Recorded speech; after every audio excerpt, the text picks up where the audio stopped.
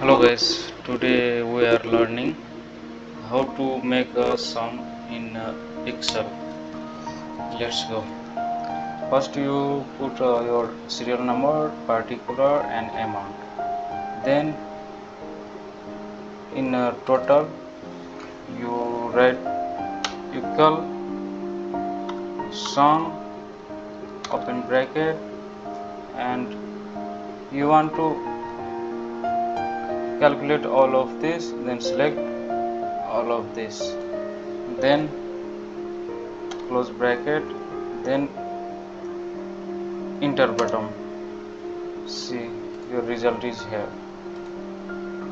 Okay, thank you.